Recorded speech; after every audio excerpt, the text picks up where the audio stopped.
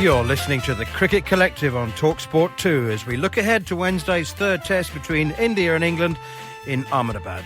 I'm Neil Manthorpe, and over the next hour I'll be joined by double Ashes winner Steve Harmison to discuss all the major talking points ahead of the day-night test. We'll discuss what changes England should make, what changes they could make, what effect the pink ball will have, and whether this is England's best chance to win a test series in India for the first time since 2012. We'll also be joined by former England batsman Mark Butcher, who's back on our commentary team, as well as hearing from Zach Crawley, Rohit Sharma, Ben Stokes and Jimmy Anderson. Plenty to get stuck into. You're listening to the Cricket Collective on TalkSport 2.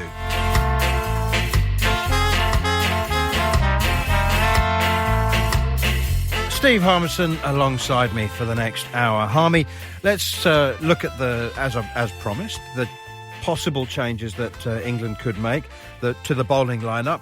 Do they play one spinner? Is Chris Woakes a possibility? Will they play Broad and Anderson together? It's Jofra Archer. Is he an automatic return?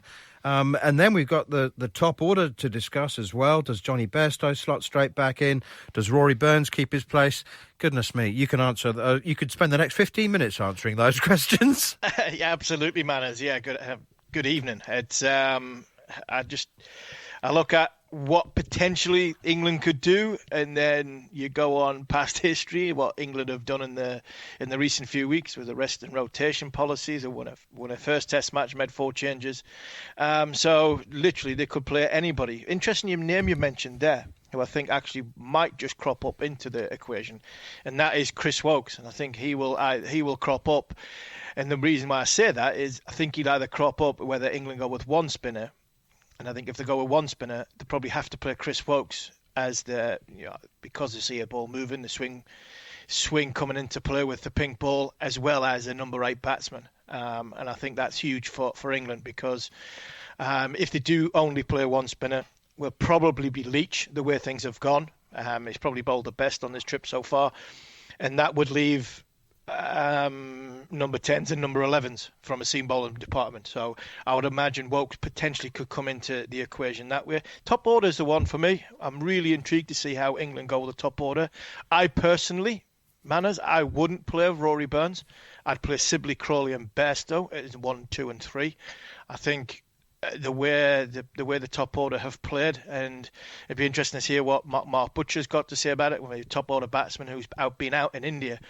But I just think some of the dismissals are quite worrying in the subcontinent for me from opening batsman point of view.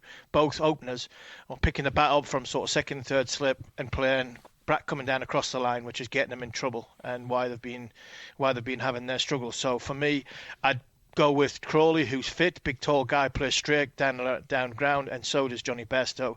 And I would punt for Sibley over Burns. But hey, there's a lot to go at. It's going to be intriguing to see what happens over the course of the 5 days. Ben Stokes said about the ball moving, and Rohit Sharma says we're looking to prepare on a similar pitch to the second Test match. So somebody's going to get it right. Let's hear from them, actually.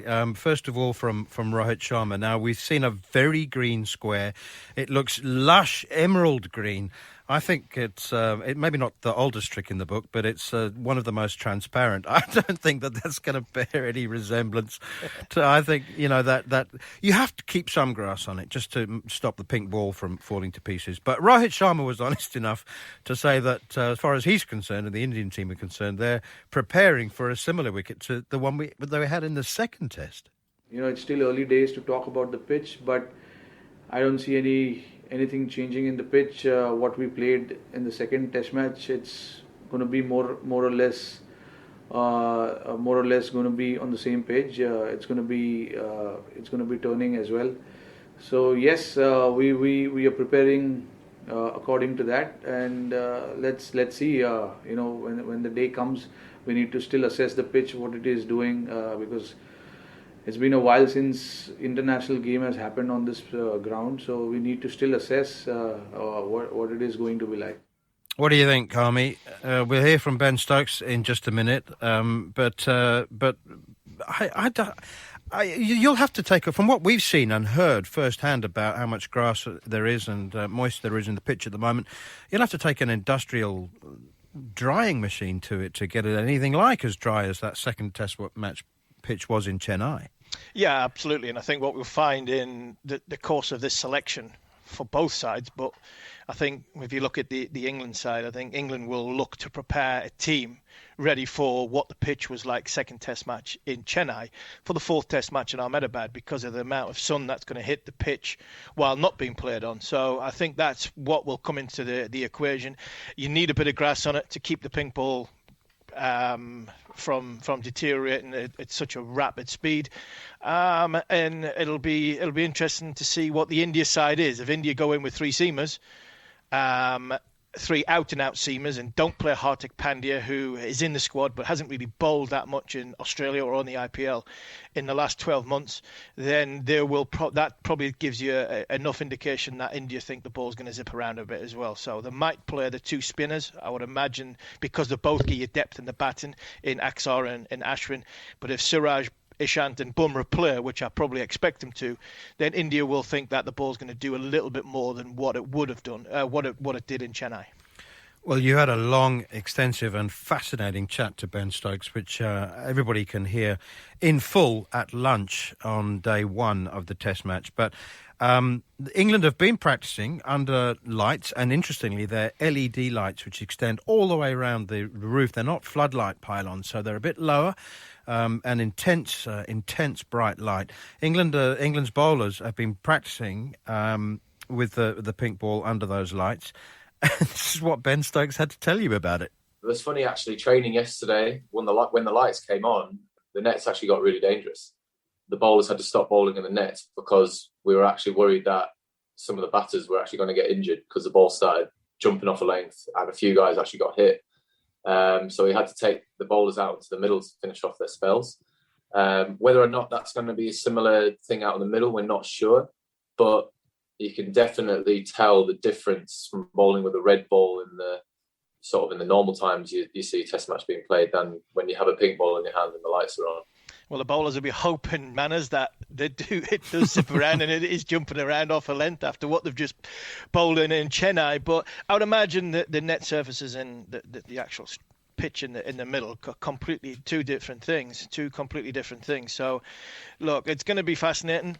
Rowett or Ben, one of them's going to get it right. And I'd imagine that gives England that little bit of hope because, we talk about the interview with Ben Stokes. It was fascinating. It was brilliant the way he spoke honestly and openly, and you hear the whole thing in full on lunchtime on day one. But what he did talk about was some of the players that he's got in his side, and they're going to have to really stand up and be counted if England want to win this series, because England need to win 2 more Test matches to be in the World Test Championship final in June at Lords against New Zealand. And Ben sounded in confident mood. It's a 2-test series. That's one way of looking at it for England now. It's a 2-test series. They've got to win it 2-0 to make the World Test Championship showpiece. Given that, are you hopeful that there might be some flexibility in the selection plans that seem to have been made weeks ago, if not months ago, even before England left these shores and landed in India? Big decisions around selection appear to have been set in stone. So if you need to win this Test match, would you just say, you know what, let's just put everything to one side and talk about winning this Test match, at all costs? And would that mean Jimmy Anderson and Stuart Broad playing together? Yeah, I think them conversations would have been taken. I think when you look at the first 2 Test matches, it was a 4 Test match series as a whole. There was people coming in and people coming out. Now we have got 2 Test matches, like you say, it's a 2 Test match series where everybody that's here now is going to be here for both Test matches. So how do we get the best out of both of our 17 players to win these 2 games? And like I said at the top, it'd be interesting on selection point of view to whether they go. I wouldn't. Unless Jofra Archer was 100% fit, and when fast bowlers are very rarely that, I would potentially keep the Archer, Stone, Wood for the next Test match when it's going to be flatter. But then there's the argument of, well, if we don't win this Test match, it's no good anyway. So that's the conundrum that these guys are going to have in a selection policy. If you play Broad, Anderson, you're looking at potentially that number 8 spot having to play Dom Bess as your second spinner, because there's a little bit of a batting worry on having 4 number 10s from 8 down over. So then Wokes comes into play if it's going to zip around, which then for me takes one of Broad Anderson out of the equation, because then I'm probably going to need a little bit of pace. So this is what will be going through the selection policy's mind. I wouldn't have a problem with playing Broad Anderson, not one bit, especially in this test match if it's going to zip around a bit. But I think most importantly, England have got to get their batting sorted. Their bowling, I'm not worried about. They've got a pool of about 9 bowlers out there in India who can take 20 wickets on these 2 surfaces that are going to come up. I need my batting to turn up. 7 batsmen, that's including Ben Foakes, to say, right, I'm going to get 400, 450 on the board. Because without that, England don't stand a chance of winning 1, never mind 2 test matches. England have been spoilt over the years with their batting depth, Harmy, but I'm surprised to hear you talking about picking bowlers because they can bat a bit. That's not the Harmy that No, I know. Yeah, I know what you mean, but I think if you look at it, if you go down to pick Broad Anderson, you've got to pick Leach. There's you're all the way down to number 9 there, who are very, very similar in their batting unit, and you've just seen. Fair enough. Second innings, Ravi Ashwin, the game was probably out of England's reach, but Ravi Ashwin at number 8 comes out and gets 100. We've just had Moeen Ali batting at number 8. We could potentially have Chris Woakes batting at number 8. They've both got test match 3-figure scores. Bess is a prolific 50 getter from England's point of view, because in the games he's played, he's always seemed to get stuck in and he gets his 50s. And I still think to win in India, you have got to get a big score, and that big score from having a number 8 that can bat, you go from potential 400 to potentially getting to 500, and that is a huge jump when you're looking to take wickets in the subcontinent and win cricket matches. A man who will be part of the team throughout the rest of the series is the former England batsman Mark Butcher, who joins us on the Cricket Collective on TalkSport 2 right now. Having done the first 2 test matches on the television commentary team in India.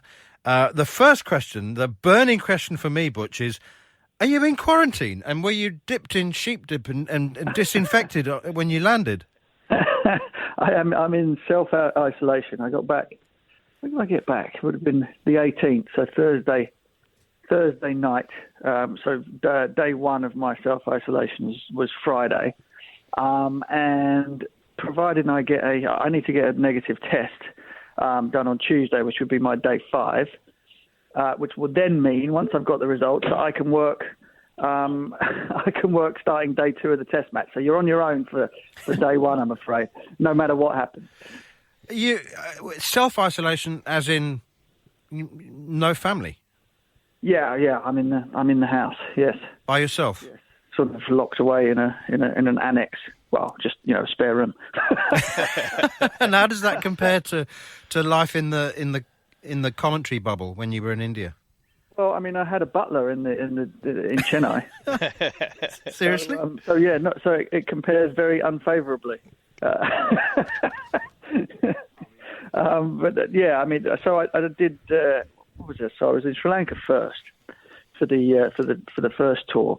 And had to do 10 days of self-isolation quarantine when I arrived there, and we had a beautiful balcony which sort of looked out over the bay and the beach, etc. So that wasn't terrible. And then when we got to Chennai, we had to do another 6 days quarantine from Sri Lanka to be able to work in India, which, I mean, hotel magnificent. As I said, literally have a butler. Guy called Divas, who was absolutely sensational, looked after me unbelievably for 20 days. But no balcony, couldn't get outside, so you are literally hermetically sealed inside a room where you can't open the windows for that amount of time. So, I mean, it's a bit of a challenge, but much easier for me than I'm guessing it is for the players, some of whom have been doing this for months and months on end. Well, Butch, we've had enough of the sun and butlers, and we've been on the 17th floor watching it dark and rain and everything that goes with it. So welcome to our world when you get here on the second day of the 3rd test match. One thing that we don't get from being 17 floors up in London is what it's like on the ground. What's it like over there on the ground, as in, when the in and around the team environments? Well, I mean, we're kept very much away from the team. We were in a very strict bubble. The whole production crew and commentators were in one bubble. The players are in a different hotel. We weren't even allowed to mingle with them at the ground. So we would have to get to the ground at sort of 7 o'clock in the morning to get pitch reports and various other pre-match stuff done. Sort of 2 hours before the first ball went down every day, just so that we were clear of doing all of that stuff before the players arrived. So that's how strict it is. They're kept very, very separate from us. In terms of anything to report, we sort of get in, do our job, they do theirs, and we talk about it, and never the twain shall meet, really. But I mean, the series, as you would expect in India, is very, very high profile. I mean, the team came back as sort of conquering heroes from the Ashes series. And perhaps there was a sort of a metaphorical hangover for them as far as the first Test match was concerned. But of course, England winning that first one meant that the whole thing was spiced up immeasurably in terms of press and just the general interest from the public once they went 1-0 down. So listen, the series is very hot, and everybody is very keenly awaiting what happens at this super stadium up in Ahmedabad. Yeah, you mentioned the stadium. Yeah, the series is hot. It is. I think it's fascinating what's going to happen in the last two Test matches, and the spin-friendly wicket that we got in Chennai for the second Test match, and all chat that's been going around. Rohit Sharma saying we want another spinning pitch. Jimmy saying, the grass on the wicket is probably not going to reverse swing. Ben Stokes has come out and we had a chat with Ben, and Ben said the movement was quite substantial with the pink ball under light. What do you make of what the third Test match is going to be? Bearing in mind you've been listening to whispers from the commentary box. Yeah, well, I mean, look. First of all, let's go back to the last Test match, right? If India prepare a turning track or prepare a pitch that is that provides home advantage, then fair play to them. I have no issue with that. And nobody, as far as I'm concerned, as far as I can recall, has said anything about pitches turning. I think the cricketing world and people who've played the game would all have a problem with the ball going through the top from ball one, which is basically what the last pitch did. So let's clear up the turning pitch. No, England played on two turners, raging turners in Gaul, and nobody batted an eyelid because they turned from ball one, not a problem. The first pitch in Chennai was very, very flat. You can have your own view on pitches that are over flat. My issue always, any surface, anywhere in the world, is this ball going through the top on a pitch that is so underprepared that it had no surface. And that was basically, I'm talking with somebody who was there. Lots of people are making comments about a pitch that they haven't actually physically seen. I was there. We all looked at it and thought, well, if this game goes beyond 2.5 days, it will be a miracle. And the only reason it went beyond 2.5 days is because India got so far ahead of the game on day one after a pretty lousy performance in first innings with bat and ball from England. That they were able to stretch the game by having another bat. When they were already 200 ahead in first innings was plenty. Let me tell you. Well, it turned out that way, didn't it? England didn't make 300 in the 2 goes that they got. So, Butch, what have you been saying to people who say, well, India scored over 600 runs on it and the pitch was never dangerous? I mean, I understand completely what you mean about the ball exploding, going through the top, has no surface. The groundsman obviously had to prepare it much, much earlier, and it was in the sun baking and drying out during the whole of the first Test match. But, there was no danger, was there? No, there wasn't. There wasn't any danger. All I'm saying to you is this. Is danger the only criteria for what makes it a good surface? And by the way, just because one team scores a lot of runs on a pitch, it doesn't mean it's any good. I mean, the same way that if a couple of batsmen make noughts on a flat one, it doesn't make it a bad pitch. When Ashwin made his 100 in the second innings, India were 300 ahead before he'd even taken guard. There are little nuances in it, but my wider point on all of this is that if we are saying that it's fine for the ball to go through the top from day one, then we may as well make Test match cricket 3 days or 4 days, because that's all you're going to need, if that's okay. Butch, you might not have heard this, but let's hear what Zach Crawley said the other day about, he reckons England might have a significant advantage with the pink ball. Start playing to our hands, I think, quite well. We've grown up with those conditions, trying to play the ball late with seamed conditions. So you'd say we'd be more, adapt to it than the Indians, and that's probably why they're unbelievable players to spin, because they've grown up with it. So it's interesting to see those battles of where people have grown up, and as it seems and swings, I think that could play nicely into our hands. All right, Butch, let's end the pitch talk. Let's talk about the optimism that seems to be around England's chances because it's a day-night game, pink ball, etc. It's going to favour the seam bowlers. Do you think there is an excess of optimism? I think it's wise to take any positive that you can after a result like the last one, for sure. But look, I mean, it's not as though India have seam bowlers that aren't any good. They've just won back-to-back series in Australia, for goodness sake. And the likelihood is that whilst we are in the game, India will also be in the game too. The other positive from England's point of view is that India just were bowled out for 36 the last time they played one of these matches, albeit it was first session in bright sunlight. It wasn't even under the lights. So look, you take whatever psychological advantages you can get, and England will feel, with a bit of luck, that they're able to pick their. Jimmy Anderson will be back, no doubt. They'll be hoping Jofra is fit from the elbow injury, and they'll be hoping that they're back at full strength again. Whether Johnny Bairstow comes in for Dan Lawrence or whether Zach Crawley has recovered from that nasty wrist injury or not, will mean that England are pretty much at whatever their first choice 11 might be. All of which, means nothing if you don't put first innings runs on the board. Now, we've watched England play over the last, 7 away Test matches, or I've been at the ground for all of them. And in the ones the 6 that they were successful in, they made big runs first innings. And the one that they just recently lost, if you add on the first Test match of the South Africa series, which happened at Christmas 2019, they scored no runs first innings and that one lost. They scored no runs first innings in the last one in Chennai and lost. So it's going to be a case of, can you put the runs on the board to give your bowlers a chance to optimise whatever advantage there might be with the pink ball?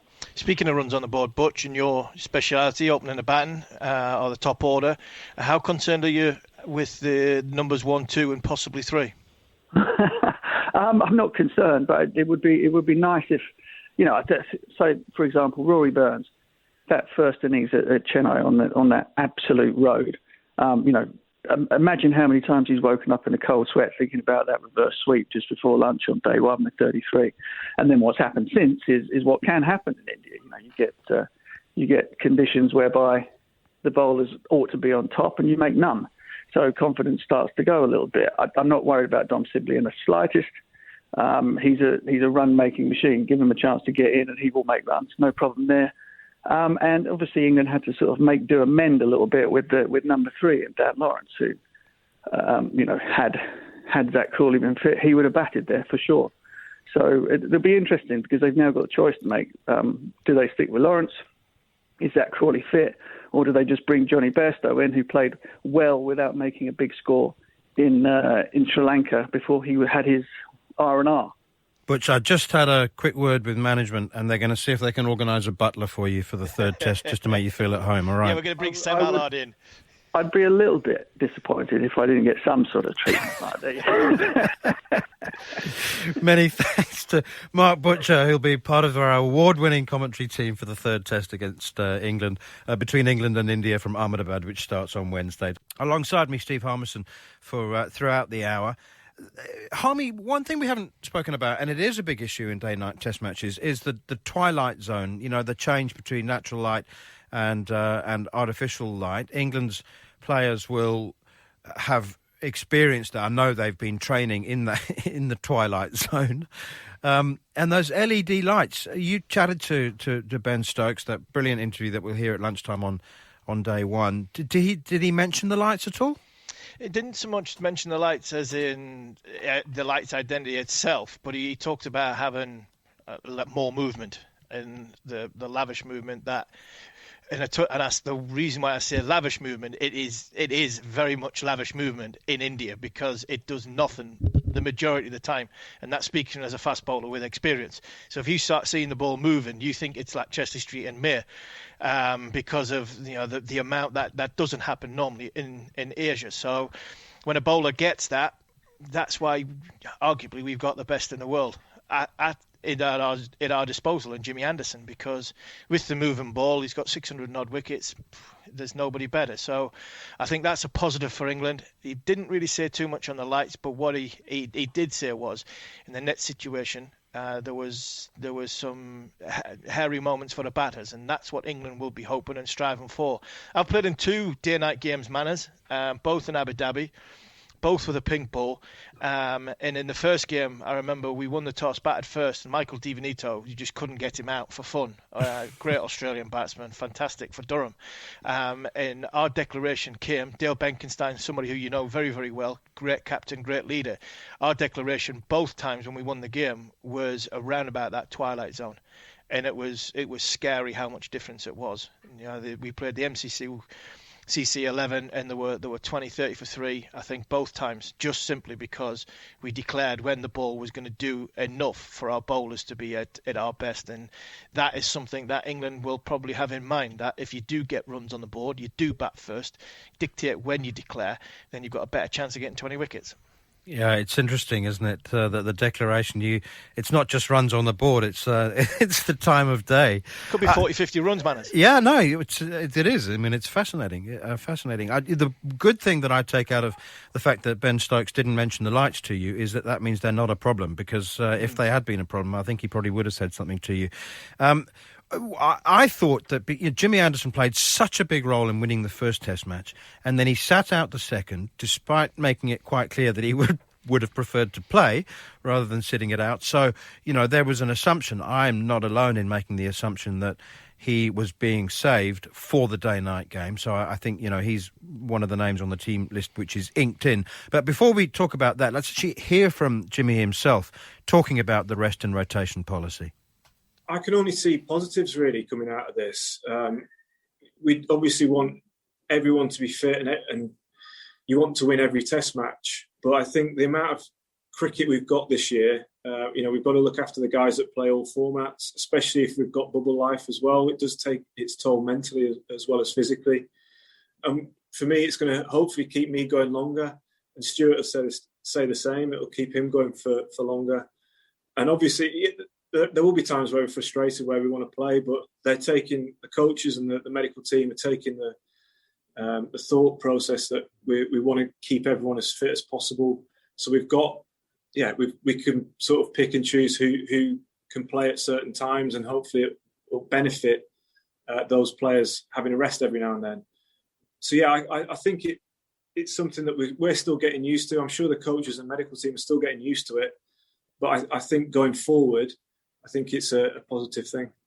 And you mentioned the partnership you have with Stuart and how well you like bowling with him. And especially in this age of rest and rotation, has there been a point that's crossed your mind that you could have potentially played your last Test as a partnership, especially overseas? Yeah, that's definitely crossed our minds. But I think, ideally we'd get into a position where that there will be times where, a crucial game potentially in a series where they want the experience there of both of us, and that might get called upon. So all we can do is, when we get the nod, trying to do our best for the team, trying to stay in as good a form as possible, stay fit as possible, and eventually, whether it's in the summer or the back end of the year in Australia, wherever it might be, hopefully we will get the chance to play again. Jimmy Anderson talking to TalkSport 2's multi-talented Scott Taylor, who also produces this show. So that's what I mean by multi-talented. Harmy, Jimmy seems in good spirits, doesn't he? I mean, he mentioned bubble life and the stresses and strains that can create. But he looks and sounds good. Yeah, he sounds very, very good. Been off me long run for quite a bit. The last sort of few days of the last Test match and the Test match before about the rest and rotation. I've had a little bit of time to reflect. I had a good chat with Ashley Giles and Andrew Strauss on something different during the week. In the way they spoke about it, the way Ben Stokes has spoke about rest and rotation, and Jimmy Anderson has spoke about it. I've now put my size 12s firmly in my mouth and put myself back in my box. And I'm going to look at it a different way. I'm not going to try and criticise it as much. And I think it'll be judged on what happens in 9 months' time at the end of the Ashes when, like Jimmy said, I don't believe now England have got a bigger pool of players to pick from. They might have had better individuals, but a bigger pool of players to pick from across all formats. And that's only a positive. And if we can keep them all fit for selecting each games, then that's an even bigger positive. So fingers crossed from that point of view. I do believe Jimmy Anderson has been wrapped up in cotton wool for this Test match alone. Whether England can get Broad in here as well, I'm not actually sure, but it will be interesting and intriguing to see. In this winter so far, on these subcontinental pitches, Jimmy Anderson and Stuart Broad have arguably been two of our best bowlers, seam bowling wise. So they both performed very, very well in Sri Lanka. No seamer performed really that well in the second test in Chennai. Jimmy was brilliant in the first test. So if we see them again overseas, it might just be a one-off, and this could be that one-off because if they really feel the ball can make the ball talk, then there's not many better than Broad and Anderson. So it'll be intriguing to see how it transpires on Wednesday morning Wednesday afternoon, when the toss does go up and Joe Root gives the England 11. I'm really interested to go back to your conversation with Ashley Giles and what it was that made you more receptive and empathetic towards the rest and rotation thing. I mean, there has to be a lot of educated guesswork because you can rest a fast bowler from a back-to-back Test match situation by and say we worried about your hamstrings, your shoulder, the physical aspect of things, but to be preemptive, which is what this is all about, to take players out of the bubble before they become too sick of it, in order to try and, as I say, be preemptive rather than reactive. Manners, sorry, I'm just going to jump in there. What was said, because there's a lot talking about Sam Curran. And Ashley Giles explained to me what Sam Curran was going to have to do to get to India. So the reason why Sam hasn't gone is he couldn't charter a flight. He wouldn't allow to charter a flight because he's on his own. If there was more than one, then there was potential.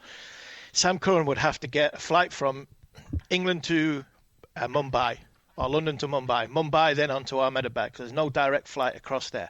If Sam Curran sat within 3 rows of somebody who had tested positive for COVID, Sam Curran would have to sit 14 days in a I think an India hospital or a government quarantine centre to then to be allowed testing to then get out. If Sam Curran became positive, he then had to go in there. All this stuff that came about, the way it's been described, I wouldn't put, if I was in charge of a team, I wouldn't put any individual through what the potential Sam Curran would have to go through, even if he was going to play in that last Test match. So for anybody that wanted to thought about criticising, I had a little bit of, well, why is he not going? When it was explained to me, I would be very, very hacked off at my bosses if they asked me to do that. I think I might have gone a step further, Harmy, and refused to go if somebody had told me to do that. I probably would have as well. I was just going to come back to Mark Wood, who's another player who might not play. He doesn't even have a central contract, a Test match central contract. He was also talking during the week, and as always, he was in brilliant form. Is he the battering? Is he England's battering ram that won't be used? No, that wasn't something that I got labelled with. Obviously, I had Harmy as the Asherton Express, and because I'm his junior, I got the Asherton Choo Choo train, so I'll stick with that. He's managing to keep his sense of humour, isn't he? Did you see the clip of him doing lengths in his bath in quarantine? Yes. I did. I've had some communication with him with that. The only thing he said was he couldn't find armbands to put on at the same time. This kid is bonkers. This kid is mad in every way. Positive for a team, and when you talk about being in bubble life and in being in the sort of tough surroundings, not everybody's the same. Jimmy Anderson gets labelled as captain miserable, but you need people like Mark Wood. whether he's playing or he's not playing. And I think the balancing act from ECB is to make sure that you get enough cricket inside these guys to keep them fresh, to keep them as the personalities they are. Because the one thing about the game, Manners, and you know more than anybody else because of the cricket you've watched, the best players in the world have all got character. They've all got personalities. And during this bubble life, we need them all to come to the fore. And England are going to need Mark Wood, and they're probably going to need him in that fourth test match. Time now to get the Indian perspective ahead of this test match with the broadcaster and writer and TalkSport regular, Chetan Arula. Chet, great to have you with us. Is there such a thing as momentum? And if there is, can India maintain it from the second test match? Or are we talking about a completely different set of circumstances? Thanks for having me again, Neil. There is momentum in sport. That's always been defined as a quantifiable asset for any team which has had, a few games on the winning run. But can we really say that about this series at this juncture? Because the pink ball test is a totally different situation, isn't it? Under lights, the pink ball, dew, India looking at spinners and pacers, what is the right combination? England looking at different combinations. So I'm not sure if either side has that winning momentum. Of course, there will be question marks. Will the pitch turn as much as it did in Chennai? If not, will England have the upper hand, or will it be India having the upper hand as the hosts? Rohit Sharma says that, he told his press conference that they were expecting a similar pitch to the second test, but we've only had a look at it from afar. It doesn't look anything like it. It looks quite green at the moment. Is that all a bit of trickery? Could be. There's always this element of trickery and holding your cards back. Look, pink ball will always need the grass there, a bit of grass there, because it needs to retain that shine. The ball needs to last 80 overs. Otherwise, what's the point of playing a day-night test with a pink ball? So I'm expecting a little bit of grass to hold the top surface together. So we might not see dust coming off when Ashwin is bowling on day one or Jack Leach is bowling on day one. But I just think they would want a turning track, a track which is unlike the first test, but more like the second test, if not exactly like the second test pitch. But wouldn't it be a miracle of sorts if we get a pink ball test match on a very, very spin-friendly wicket? Because we haven't seen pink ball being used on spin-friendly wickets. So that would be a novelty. And Gene, the comments that have come out this week, Manners, this is going to be a fascinating test match. It could be ended in a day and a half because Rohit says he wants it to spin. Anderson says there's probably going to be no reverse swing because of pink ball timings and the grass around the surfaces. So unless the surface is abrasive, then that potentially could make a reverse swing. And Ben Stokes said there was some challenging conditions with movement with the pink ball. So it's all set for a day and a half test match. But Cheaton, will India change their side on their second all-rounder, i.e. will they bring in a seaman all-rounder because of the pink ball? And what sort of impact is Ishant and Bumrah going to have? Well, first of all, if it's a 1.5 day test match, I'm not sure Indian cricket fans will be very thrilled. The last pink ball test India played, that didn't really go to plan, 2.5 days in Adelaide. So they'll be hoping for a longer test match. India will definitely bring in changes. There is no way they're going to play 3 spinners with a pink ball test. I don't know the condition of the pitch, what will be the final condition of the pitch, but there's no way they'll play 3 spinners. I do expect 1 additional pacer. And then the shout out to be between the second spinner's slot. So it could be, Bumrah will definitely play. Play. Ishant playing his 100th test match. He's been a soldier for Indian cricket. Probably a better bowler in the latter half of his career than the early half or the latter quarter in the last 25 test matches. He's been absolutely magnificent. Jasprit Bumrah, well, he'll be a handful. And the third pacer's spot could be up between Umesh Yadav and Mohammad Siraj. I would continue to play Mohammad Siraj because he's been playing regularly. Umesh Yadav just coming off an injury, but the Indian team management is known to make weird selection calls. I think if it is a pace-friendly wicket, if there's too much grass on the pitch, then you bring in Hardik Pandya, you shore up your batting a bit, and you get that extra seam option because 3 pacers might be an unknown quantity there. But if it is not too much grass, if it is going to take turn, like Rohit Sharma said, he expects that wicket to take turn, then you would continue to play Akshar Patel because he has that accuracy. And if the pitch wears down, you never know how it's going to behave. So definitely Bumrah coming back into the side. I think it'll be a toss-up between the second spinner and Hardik Pandya. Hardik Pandya, what's up with him? I saw a picture of him on social media the other day without his shirt on. He's got a hell of a six-pack and he's got a hell of a body all round. But is he bowling fit? That's going to be the big question mark, isn't it? I mean, look, he bowled in Australia a few overs.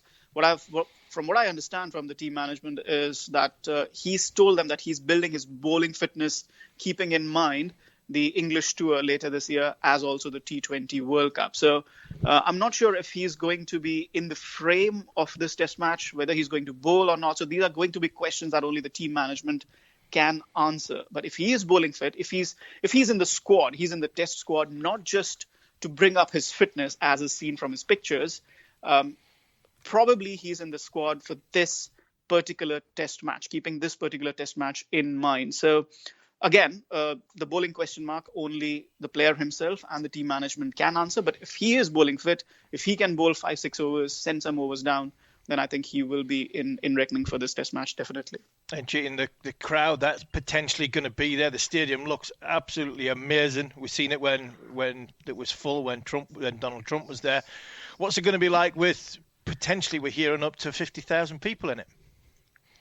Oh, it's going to be a massive crowd, isn't it? I mean, it's going to be exactly 1 year from Donald Trump's event at that ground. If I remember correctly, that was February 24 of last year. So we're going to have a test match there, the first international cricket game at the same venue a year on. 50,000, it's a huge crowd. It's a huge crowd. In fact, it would have filled up the stadium in Chennai. It would fill up most of the grounds in India. Grounds in India massively bigger than, say, some of the grounds in England, even New Zealand for that matter. But this is something else. This is something totally else. You look at Eden Gardens, 70, 80,000 capacity. This has 30,000 more. So it's a massive ground, massive stadium. Motera, when it was the old stadium, I've visited the old stadium a few times, even that was a massive ground. So they've just built on that ground, and it looks like they've done a terrific job. Can't wait for the game to begin. Chet, brilliant to have your company once again. Enjoy the test match, and we look forward to reflecting with you during it and maybe afterwards as well. Enjoy the game. Cheers. Thanks for having me. Thanks again to Chet Narula. Now, before we wrap up, Harmy, we've already heard Ben Stokes giving us some indication of what we can expect with the pink ball under lights.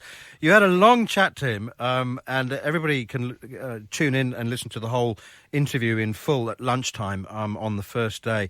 But just give us a bit more of a teaser. What else did he have to say? Well, it was fascinating having a chat with a former teammate of mine, Ben Stokes, who's turned into a fine young man and a fantastic cricketer. He talked about captaincy and potential rest and rotation, which was, he spoke well of the rest and rotation policy and the captaincy of when he took over from Joe Root last year for one game and potential of doing it again, and a great insight to what happened with Stuart Broad in the test match down at Southampton. He talked about the crowd and what happened in Chennai and what potentially could be happening in Ahmedabad.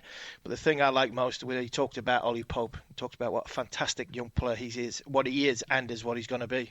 He's, for me, if there's going to be someone to take over Joe Root's records that he sets, Popey. I just see him train, see him play, see the way that he goes about the game.